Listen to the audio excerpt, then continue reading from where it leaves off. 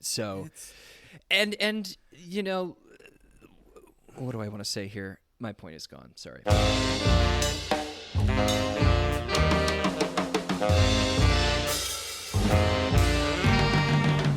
Hello, and welcome to Expected Own Goals Preview Edition. I'm your host, Eric Morgan, a former soccer writer for Howler and Deadspin. And I'm Evan Davis, analytics columnist for Equalizer Soccer. Thank you so much for joining. This is our final season preview episode. We've been doing these. If you're listening to this show, you've been ingesting a ton of content from us this week, but this is the capper because tonight, when you're listening to this, will be the NWSL Challenge Cup between Gotham FC and the San Diego Wave. Just a couple of winners. We got a Shield winner, and we've got an actual winner. Mm-hmm. And also sort of represent the opposite sides of the off-season spectrum here in 2024. A team that literally did everything to change their lineup, and a team that God only did a little bit. Let's begin with Gotham, who won a title in 2023. I don't know. We were there. It wasn't so clear that was a title-winning team for, I would say, all but the last 15 seconds before the whistle was blown. Oh, God, it's so true. We had Gotham tactical assistant Jesus Boteo on the show a few weeks back, and I asked him straight up, it is quite clear that you instilled the identity you wanted to instill in this team defensively. There was no more aggressive, oppressing team than Gotham FC in 2023. There was no team that won more turnovers in the opponent's defensive third than Gotham FC. But they didn't score a lot of goals. They were 9th in non-penalty goals scored last year. The non-penalty XG was not that different if we're going by American Soccer Analysis's model. Yeah, they were 6th. It's not bad, but it's not great. And Boteo said something kind of interesting when I put that to him. And he's like, well, you have to know that even though we weren't necessarily turning a lot of those turnovers into goals, we did get more shots than any other team on those turnovers. And that's not true. I'm sorry. Oh, sorry, Jesus. That's an own goal. Sorry, yeah, you got yourself an own goal there, Jesus. We love you, but that was not true. Yeah, gonna go and take a look at the numbers over at Opt Analyst, and yeah, Gotham FC 376 turnovers in the opponent's defensive third, more than any other team. 52 shots coming from those turnovers. Portland Thorns had 3 more. So you did pretty well, but Portland had the edge on you. You know what the Portland Thorns didn't have?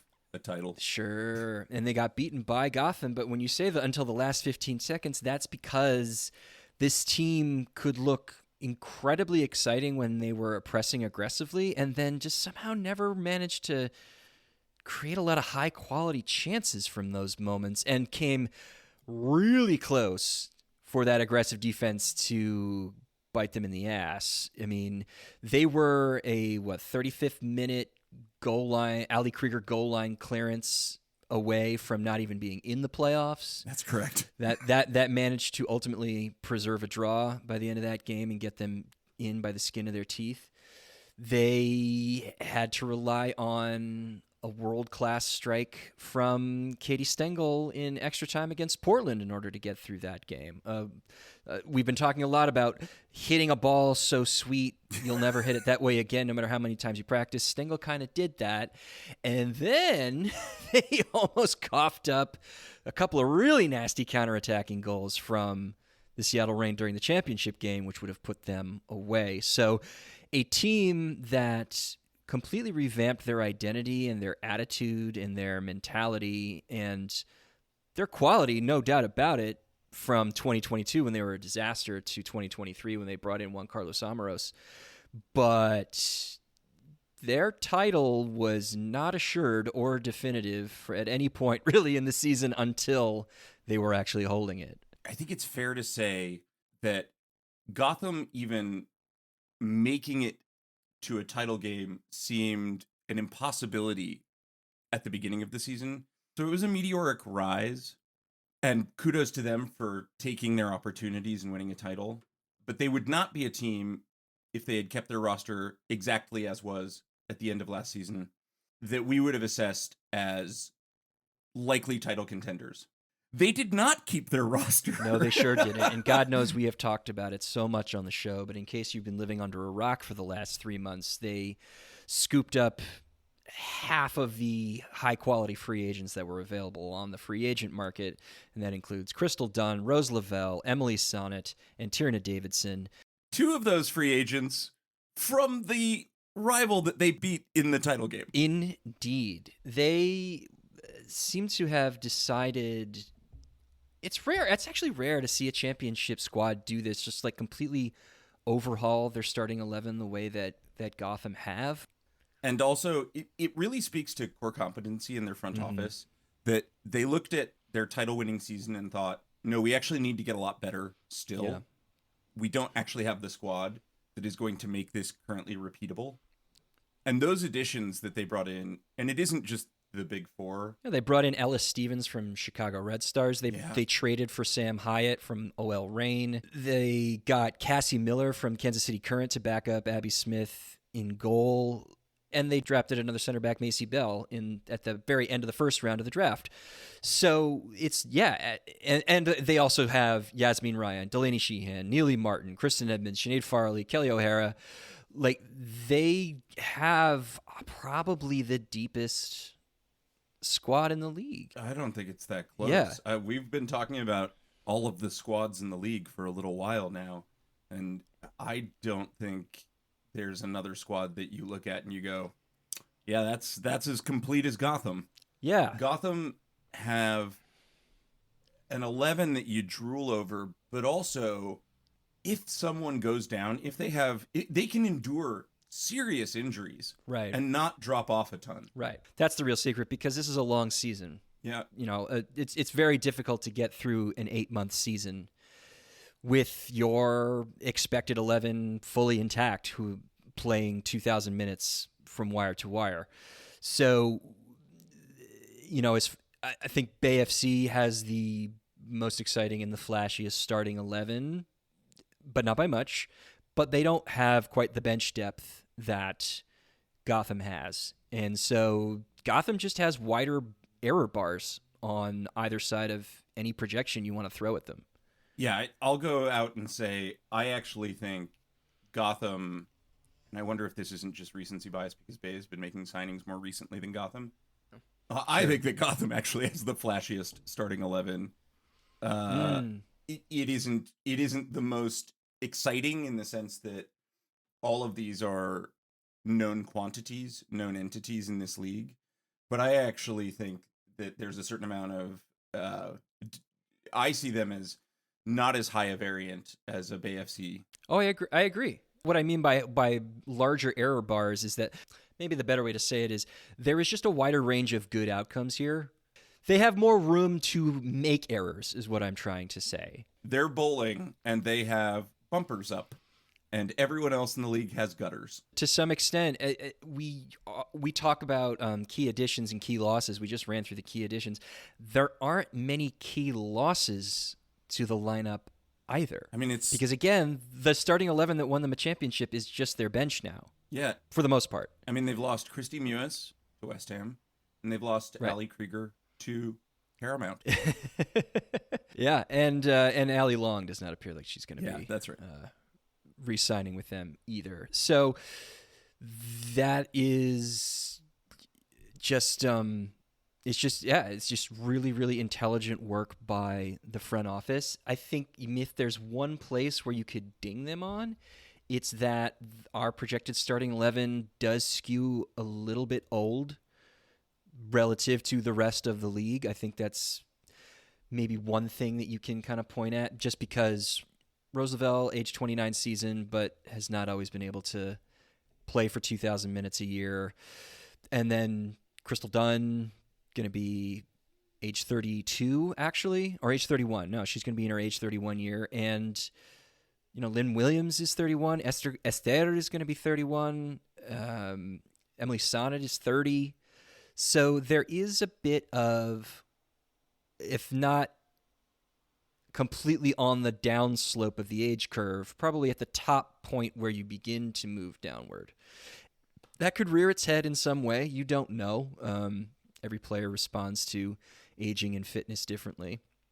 But it's something to be mindful of. But also, if this team is planning to use the depth that they have to appropriately manage minutes in a high-intensity pressing system, they are well set up to do that. It seems like the plan is cohesive. That's right. I mean, Rose Lavelle is basically a free square for them. Like, they didn't have a Rose Lavelle, and then they added a Rose Lavelle. It's so true. And you know what? They won a title without a Rose Lavelle, and now they have one. Yeah. Who was the single most terrifying force against them in that title game. They did not have Esther Gonzalez for most of the season, and now they're going to have her for an entire 2,000-minute campaign. By American Soccer Analysis, let me take that again. By ASA's XG plus XA per 96 model, if you set the minutes threshold low enough, Esther Gonzalez was a top 10 attacker in the league, you know? So she very quickly adapted to what she admitted was the most physical and competitive environment she'd probably ever been in. Now she gets to be your starting number 9 every single week. No team can ever be flawless, but in my mind, this Gotham team is in a 14-team league with all of the problems that one has to face, salary cap, just an emerging international market. This Gotham team is about as good as one can reasonably construct. Even with age as a potential complicating factor, I don't know. I mean, I've yet to see Crystal Dunn flag in terms of her fitness and endurance levels, you know? Exactly. I think if we're doing a 2025, 2026 preview, yeah, obviously this is a bigger problem. But where most of the people they've signed are on the aging curve, I'm still like, this could be fine. Even if we get like slightly diminished returns against their peak, they're still all very good. The peaks were very high. Yeah, and also, you know, they didn't mortgage the future for the present. Like they didn't blow future draft capital to get players in, and from everything that we understand, a lot of these players may have taken slightly under market deals in order to come to Gotham, because either they wanted to be closer to home, or they, like Crystal Dunn, or they were sold by Juan Carlos Amorós and Yael Everbush-West's pitch, which it's a good pitch. You know, wouldn't mind being sold there. Also, the being mindful of just how many more sponsorship and endorsement opportunities you have when you're in the New York metro area, to say nothing of just the added media exposure of being there. That has a lot of financial benefit to these athletes. So once you have the New York Metro NWSL team actually not only being good, but winning a title and expecting to continue doing so, that's a pretty easy sell, I think, for a prospective free agent. You know, we talked to Susie Rance during the Seattle episode, and it's the exact opposite with them. Players don't know what the team is going to be or how competitive they're ultimately going to be. Gotham was a pretty sure thing. Yael Everbush just deserves, like, they don't give out awards for just like crushing the off season. I guess that's what they call the regular season. But I mean, just a staggering assembly of players and a staggering pitch. And frankly, there are spots that you look at and you go like, I bet Jenna Neiswanger's better this year than she was last year. Yeah, I bet Tierna Davidson rebounds. Yeah, big time. And so I bet Midge Purse further announces herself to this league. For all of the concerns that may exist about aging, they also have some of the brightest young stars in this league. Completely, yeah. I mean, I think the future of the team is built around Davidson, Neiswanger, and Bruninia. What we're getting at is, we've talked a lot about this team, but when you do a preview, we've had a lot more space with every other team in the league to sort of waffle. There just isn't a lot of that here. Yeah. There isn't a lot of uncertainty. There isn't a lot of like panic. Fuck. There isn't. Well, look, even the third keeper is the best third keeper in the fucking league.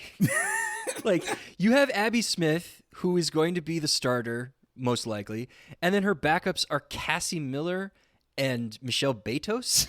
Yeah. Like, come on. That's just not fair. It's the idea, like, poaching... Oh, didn't really... Yeah, they kind of did poach Ella Stevens because she was a restricted free agent. Poaching Ella Stevens and Sam Hyatt to be your backups away from teams that kind of needed those players is just ruthless. Really ruthless business. I mean, if Yael Averbuch wasn't such a pleasant human being, you would say, yeah, you're twirling your mustache here, bud. But let's talk about the formation. Like, how is this team gonna line up? I think it's gonna be a fairly similar tactical approach as to last year, but with notable improvements in certain spots. Having a healthy Abby Smith, if you get that for the entire season, maybe the best shot stopper in the league. Made my best 11 for last year, despite only completing half a campaign. I suspect she'll have a bit less work to do this year, but that's quite solid. Well, but the goalkeeper in this system is also expected to play quite aggressively. I mean, of course, yeah. No keeper acted as both a sweeper and an elite shot stopper in one person than she did when she was healthy. Yeah, I think in terms of like mobility and athleticism that might take some pressure off of Smith, it does help that the pairing is Maitane and Tierna Davidson for the whole season. Also very good. Yeah. The center back pairing, and frankly, Tierna Davidson is the one free agent they signed where you look at the numbers and you go, ooh, this needs to be a rebound. But also, Tierna Davidson has gone from playing as a part of a Bad News Bears Chicago club to the best team in the league, and is not going to be relied on in the way that she was relied on last year, and is not going to be put under pressure the way she was put under pressure last year. Well, I was just going to say, I think we all, as ASA readers and podcast listeners, we acknowledge that central defense is a very difficult position to quantify and project. So I think that maybe the softer evaluative tools here can help make us feel comfortable that she's going to perform. I mean, Gotham went out and actively recruited her and are paying her good money to be there, and it's not just because she's 25 and a young free agent. The U.S. women's national team brought her back in to the setup. And the other thing about evaluating center backs is that so much of it is team-based. Like, how well is your team performing defensively overall? And Chicago was a disaster, despite having Davidson and Casey Kruger in that back line. Yeah. So I think that we can, and I think Davidson, for whatever legitimate struggle she might have had, I mean, she was coming off of an ACL tear from the year before, and so I think she needed to find her sea legs a bit. I think I'm comfortable writing off 2023. Certainly, I love a coarse grain of salt. There's no issue with that as far as I'm concerned. And I look at that back line. I mean, Bruninia and Jenna Neiswanger, is that the best fullback pairing in the league? Boy, oh boy, it's really close. I'm trying to think if there's one that I prefer. It's hard. And they're also just so well balanced because Bruninia is so defensively effective. Neiswanger is too, but like Bruninia knows when to hang back when Neiswanger is bombing forward, which is the exact kind of balance you want in an aggressive tactical structure. And moreover, now having Emily Sonnet at the base of that midfield really offers yet more solidity and will alleviate a fair amount of pressure on not only the fullbacks, but on Tierna Davidson and Maitane as well, because she's an incredibly competent ball winner. And that allows also Juan Carlos Amorós to be very comfortable playing a single pivot 4-3-3 and giving Crystal Dunn more attacking license. I mean, I'm almost seeing it as like an inverse triangle in that midfield where it's like a V, I strongly agree with There's that. a double 10 with Sonnet sitting behind them, and you don't lose. You're not going to catch anybody in space because you have Sonnet. Like, it's a team that's set up to be world beaters. Net G plus ASA's all-encompassing stat that folds in off-the-ball defensive work as well. Emily Sonnet was, if you fold in on-ball and off-ball defensive actions in the way that ASA measures them and set it against your positional average, Emily Sonnet's .09 defensive net G plus per 96 score is the highest in the league. It's like that's not even close. So silly. And like, are those numbers foolproof in terms of projecting forward rather than merely describing past performance, that remains to be seen, but it's a pretty good floor to work from. Yeah, I mean, Boteo said, like, Emily Sonnet, you get to have tactical order in your side because she is so incredibly smart. And so much of that defensive value, the way that ASA calculates it, is coming from off-the-ball positional discipline. Yeah. That's a real game changer when you have a player of that level. And again, gives Dunn so much license to not worry about having to track back or like get stuck in. She can be the left-sided creative glue in the way that Lavelle can be on the right, and therefore Lavelle can also be a little bit more limited in how much space she has to roam in order to connect players. We've talked a lot about Bay FC and their ability to attack. Obviously, this Gotham team is set up to like take advantage of the 5 attacking channels. I don't know if there's a better front 5 in the league than this Gotham. 1 through 5, yeah, that might be true, because then there are better front 3s or front 2s in this league. I'm not sure there's a better front 5. Yeah, because the other part about giving Crystal Dunn more attacking freedom and less defensive demands is that if she wants to push up, guess who's dropping back? Lynn Williams. Yeah, the best defensive striker attacker in the league. The amount of interchange that you can get going on that left side to start pulling defenders out of position is, and also not having to worry about like getting caught with too much space between the lines when that happens is unique, in the league this year, I think. It is to Lynn Williams' credit, and my crush on Lynn Williams knows no end, that the second highest scoring contributions per 90 attacker in the league last year is also one of the best defensive attackers. Yeah. Full stop. Yeah. Like what a special player. What a dynamic piece to have in your team. What a perfect system fit. And Lynn Williams is not much of a final ball provider. Service is not her game. But guess what you have on the right-hand side? And you're going to get her for an entire season like you didn't last year. Midge Purse. Yeah, she's pretty good. Like if you want Bernina to like sit back and give you a little bit more defensive cover on that wide right side, well, fine. You didn't need her for attacking width anyway out on the right. Because you have Purse, who's comfortable also hugging the touchline and not forcing, even though Lavelle likes to get wide a fair amount.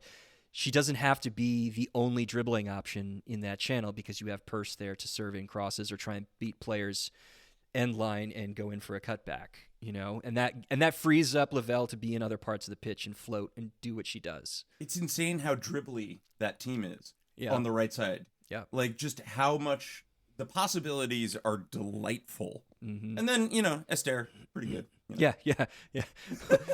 Nothing to shake a stick at.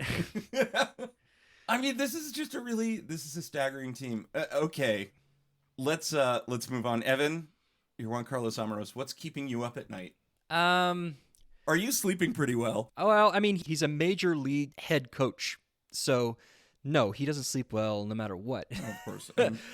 I think he wants to make sure that everybody gels. Like if there's one critique of the team is that it's too turned over, and that they might not be able to find any kind of cohesion, especially in the early part of the season. Because it took Gotham a tough time to bed in with Amoros's approach last year. And that was a much more unstable lineup. So I think he might be thinking about that. But that's champagne problems. If like that's the worst thing you got to deal with. Is like, oh, how do I get all of my superstars working together? Oh, and by the way, 4 of them play a lot together at the national team level anyway. 5 of them, 6 of them counting Neiswanger. Good Lord, 6 national teamers in this lineup. It's fucking absurd. You think like you've run out of superlatives, and then you're like, oh, they are also doing that. I was just waiting for you to get your count right. It's and my count is still wrong, by the way. It's 7. Yeah. It's 7. 7 out of the projected 11 are getting regular playing time with the U.S. women's national team. So I think they know how to play together. And so then maybe it's also making sure that your bench is happy. I think I think players like Martin and Delaney Sheehan in particular, like, I think they take a lot of ownership of the championship last year, and they should take a lot of ownership of that championship. So how did Martin went in goal? Come on. I know, literally. So how do you make sure those players feel like they are taken care of? You know, that they feel comfortable with the new roles that they will be forced to play. And that's player management. That's not tactics. That's not X's and O's. That's not data. That's psychology. And Amorós strikes me as someone who's a pretty good player manager. Obviously, we don't know 100% because we're not in the locker room. But the times that I have seen him speak and the times I've been in the same room as him and watched him interact, he strikes me as that kind of a guy. So if that is his biggest problem, boy, oh boy, lucky you. From a data standpoint, from a tactics standpoint, there just isn't a lot here to criticize. And when you talk about betting in, the other sort of are separated top 4 or top 5, depending on how you want to talk about it. The other teams that they are in league with have similarly serious question marks. Yeah, to varying degrees, but yeah. To varying degrees, similarly very serious. I mean, like, BFC's never played together. Right, sure. As far as squad cohesion goes, and I agree that that's probably the great unknown here, it's easier to squint and see how this works, especially because every single one of these pieces is in a defined role that they will excel and succeed in. Right. I mean, you look at BFC, never played together, and a good bench. I think a perfectly solid bench, but not a bench with the same level of talent. Portland. Backline questions due to age, whether or not you have confidence in Reina Reyes. How do you work Janine Becky back into the system? You know, how will Jesse Fleming work with everybody? Although I'm sure that's actually not really a big deal. No. You know, but yeah, I mean, the two biggest is like, the three biggest is Shelby Hogan, Becky Sauerbrunn, and Megan Klingenberg. We're about to talk about San Diego, but, you know, San Diego is one or two pieces in their starting 11 that you don't fully love, and a lot of uncertainty with like how their bench is going to perform. It's just every other team.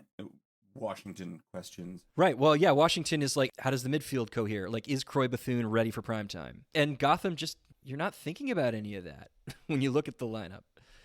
All right, Evan, projection. Where do you have them finishing the season? Yeah, they're winning the Shield. They're first. Yeah, that's with a bullet. That's where I have them. My one doubt was if Rachel Kundananji can get back on the field quickly and that team just like explodes out of the traps and can stay healthy, that 11 I think is strong enough to potentially pip the Shield from Gotham. But things still kind of have to break right. Whereas again, as we've already said, some things can break wrong for Gotham and they're still okay. I still think that Gotham just like doesn't leave me with the questions that I have about every other team in the league to some degree. Yeah. I mean, they have arguably the highest or the second highest ceiling, but inarguably they have the highest floor. What's the worst case scenario for Gotham here, that they finish? Worst third. That's the worst I think they can finish. If they finish worse than third, like, things really had to go off the rails. I'm gonna be more catastrophic than that. Like, I'm just gonna say injuries, just like up the wazoo, aging. You got a lot of. I still think it's like worst case 5th. Sure. Great. Like absolute worst, still really good. Yeah. Yeah. Right. I mean, it's a mid-seed playoff spot, and you could go on a run in the playoffs and still win another trophy. So, yeah. That's Gotham. I mean, yeah. I'm not saying anything we haven't already said a million times, but now let's talk about the San Diego Wave, who I actually don't feel like we've really dug into with any kind of depth this offseason. And I think the big reason is that they signed one high-profile free agent, and it was early. Otherwise, their lineup has been fairly stable, unlike Gotham's, going into... I think they have done, if it ain't broke, don't fix it. Sure. Amounts of work. And I think that there are lots of reasons to take a look at what they accomplished last season. Shield winners, second best in net XG. By ASA's expected goal difference, they were number 2. They were just kind of the second best team in the league last year. Now, here's an interesting thing. G+, goals added, ASA's possession value model. It's trained on XG, which does need to be pointed out because not every possession model is trained on XG. Sometimes they're just trained on raw goals, which feels like it's not good. It's way too noisy, and you test these models and they do not perform nearly as well as something like G+ or StatsBomb's OBV. But because the model is trained on XG, there's a very, very high correlation between your XG differential performance and your goals added differential performance. Mm-hmm. San Diego is interesting in that they, by ASA's model, 4.9 non-penalty XG differential, second behind Portland. Their goals added differential, 1.28, which is 7th in the league. Mm-hmm. That is extremely unusual for your ranking to move that sharply between those two models. I wonder if there is anything substantial to that.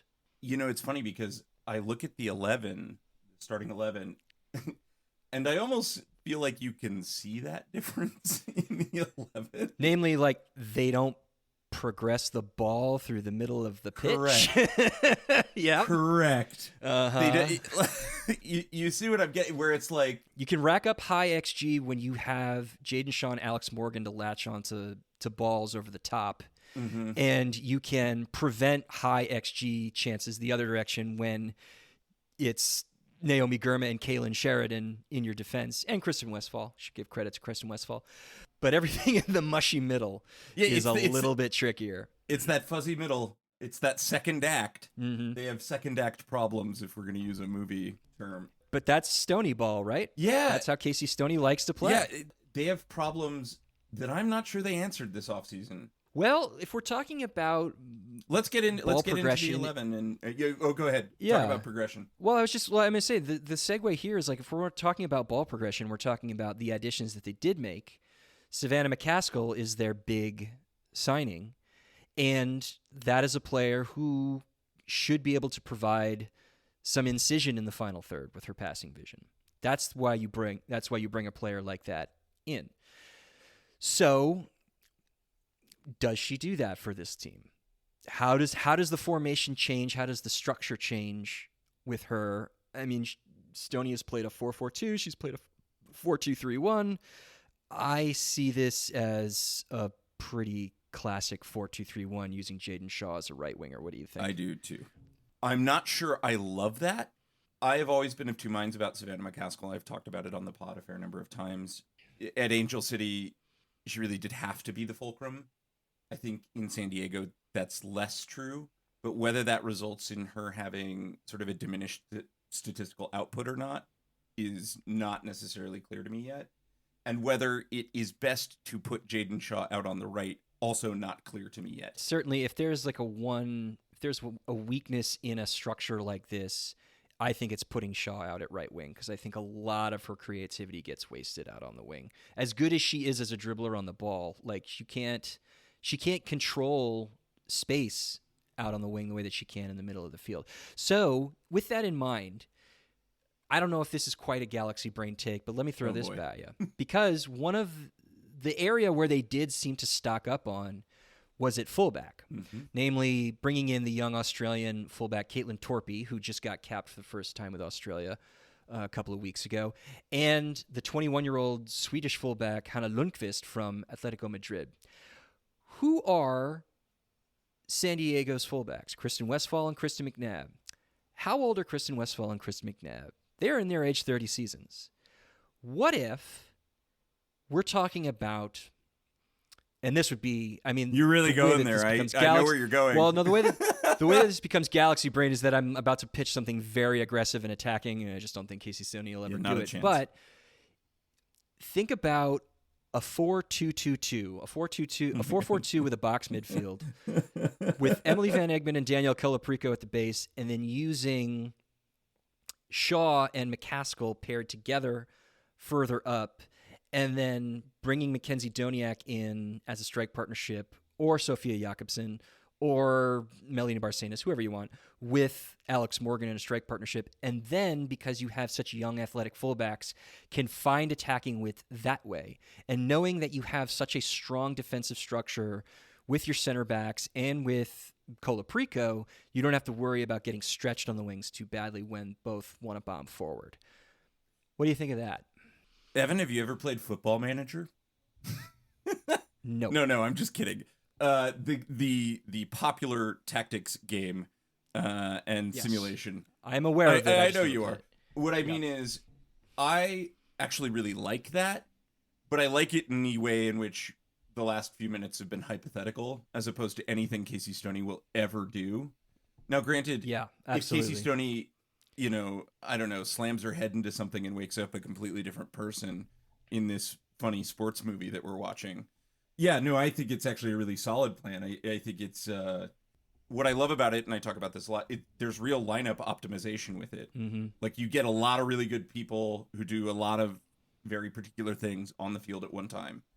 That said, I don't think it's a reality here. I just think they have really good fullback depth. Clearly, I mean, she went out and got Lundqvist and Torpy for cover in those areas because, I mean, there are a lot of miles in Westphal and McNabb's legs. And, if there's anything that might allow for a 4-2-3-1 to work, like if Torpy really clicks quickly, and that's an open question, you can use her as a wide midfielder too. And so if you want to take Doniak out and put Torpy in, that is an option. You could even spread it out and keep Doniak and create sort of a 4-4-2 thing, which is what Torpy has been used in the Australia setup as.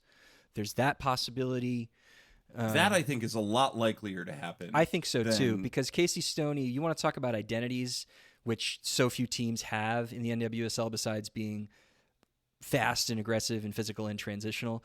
Stoney has got one. The San Diego Wave, you know how the San Diego Wave are going to play when you come up against them.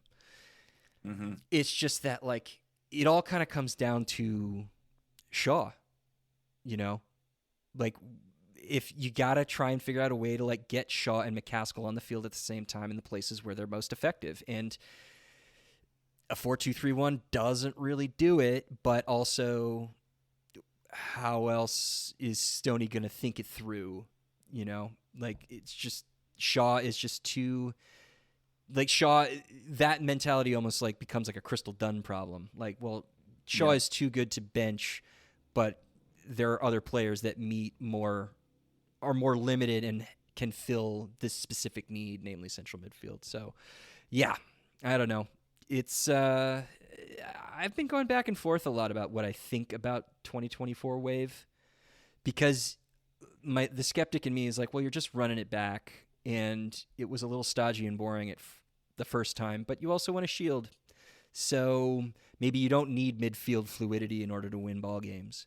But then on the other hand, the 2024 NWSL, I think, is going to look very different from the first 2 years the Wave were in it. I think for me in the macro, the question is, have the Wave made the improvements that keep them up with the Joneses, the other teams sort of at the top end of the league? And I think for me the answer is no, not really. Yeah. I think that my hangups are the Jaedyn Shaw, Savannah McCaskill problem, which may not turn out to be a problem, but right now I see it as one. Mm-hmm. How does the interplay work? How do we optimize both of them to get the best out of both versions?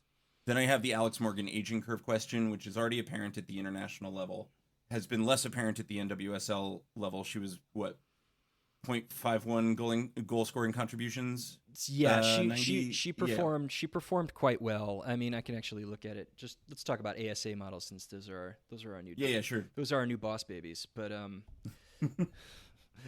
they are.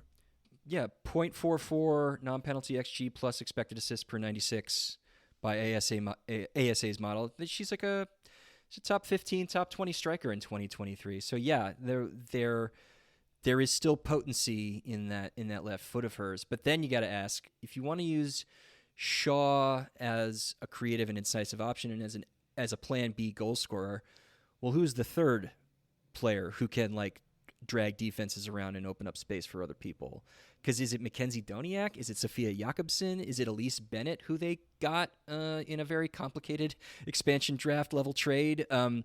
These are all players I have question marks over. Fine, they're like okay. I actually think Doniak kind of had a pretty bad year last year, but they're not people to, like, fill you with confidence. No. But you have Shaw, you have McCaskill, you have Morgan. You might not need a third goal scoring option or creative option, but it'd be nice to have. I agree. I think you do need these things, but that's not to say that I think there's a ton of doom and gloom associated with this team. I just think that a couple other teams have done slightly better at improving their stake in this offseason. And Casey Stoney's basically said, if it ain't broke, don't fix it. And I think on some level she'll probably be proved right with that thinking. Yeah, I mean, the back line's going to be, forget the fullback question, like central defense is going to be stronger because you'll have Del Kemper for the full year. And you'll have Gurma for the full year and not losing to tournaments. And Kaylin Sheridan's really solid. Get a full season out of her. Yeah, when we talked about Seattle and their ability to stop goals from being scored against them, I think that I look at this Wave team and I say, you might even be better this year at doing something you were already very elite at. Yeah, that's possible. I think it's very possible. I think it's going to be a lot of 1-0s in San Diego. Yeah. But, you rack up enough of those, you might win yourself another shield. Yeah, I think that's unlikely this year, but one thing that might have colored San Diego's offseason was the loss of Molly Downton as the general manager. She resigned. It's not exactly clear why. She didn't say in her farewell statement. I don't know how far ahead Jill Ellis, the president of the team, knew that was going to be the case. Who was guiding the offseason strategy? Downton was around for a chunk of it. So was it her? Was she already on her way out the door? Who manages midseason trades and signings? Is it going to be Ellis? Are they going to hire a new GM soon? How long will it take for them to bed in? That's a thing that I think may have helped shape San Diego's offseason as well, because they weren't lacking for budget. I don't think that they were too cap stretched, although they may have been. They've been better run as an expansion team than, say, like Angel City at the roster level. So yeah, I just wonder if maybe just the little bit of uncertainty with Downton kind of moving her way out the door also influenced how they approached the winter. I don't know. Yeah, I mean, entirely possible. I certainly accept that narrative. All right, predictions? I have San Diego, and I waffled about this a lot. I had them anywhere from 2 to 5 at various points. Mm-hmm. And I have settled on them at 4.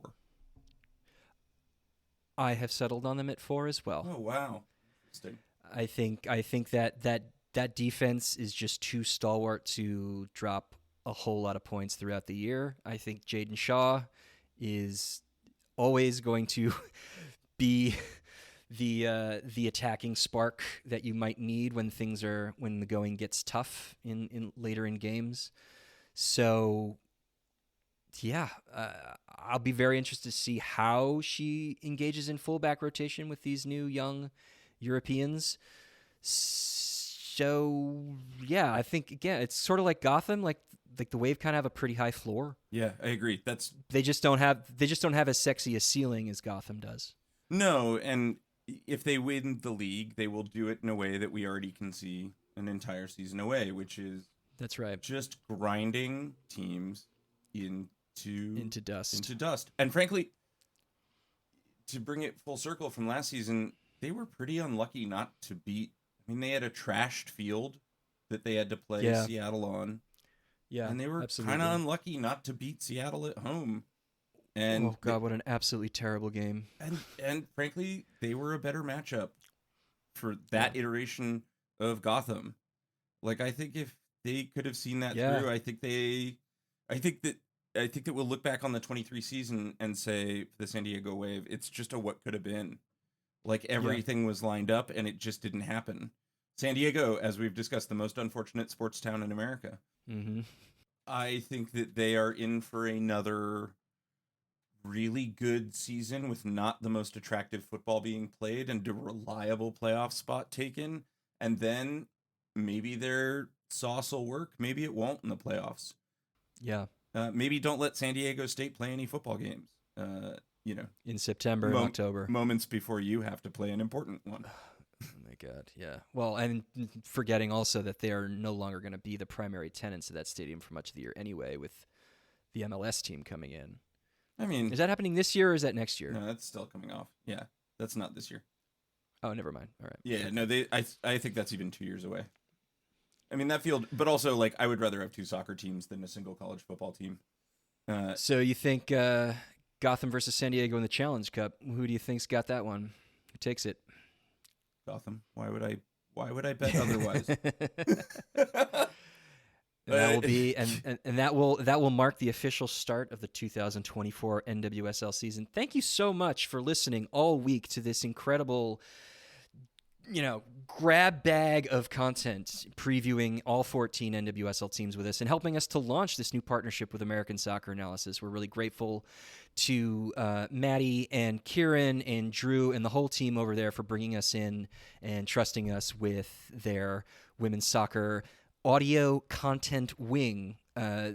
Please visit AmericanSoccerAnalysis.com for all of their writing. I hope you've been keeping up with all of the season previews that people have been writing as well to go along with these episodes. And follow us on social media at Expected Own Goals or at X Own Goals. That's the letter X Own Goals. If you think that we've made an own goal here, almost certainly we have. Not about predictions. Fuck off with that shit. Predictions are for the entertainment. Please email us at expectedowngoals@gmail.com. That's the letter expectedowngoals@gmail.com. And listen, if you're new to the show, if you came to the show because we are now in American Soccer Analysis feed, please, tell your friends about us. If you're not following ASA already, be sure to follow. We've got our own feed. Go ahead and follow us over there. Rate us 5 stars. Do all the things you're supposed to do with podcasts. Don't even tell all your friends. Just tell that one friend who you know would actually be into this. Yeah, the cool friend. The one who would like this. The one who will send us that mean DM when Gotham, San Diego, Portland, Bay, and Washington all miss the playoffs.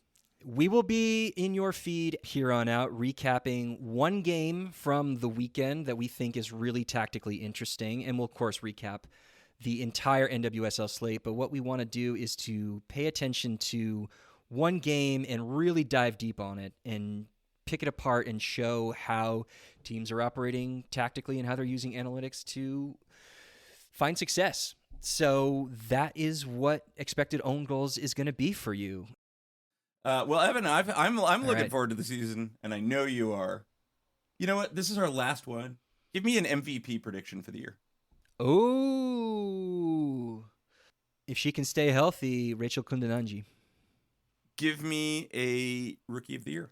That's a good question. Probably. I mean, first overall pick rarely becomes the Rookie of the Year, but I kind of feel pretty good about Allie Sentner. Particularly because she'll be the one she gonna play. She gonna play. That fucking team. She gonna play. She's gonna get her minutes.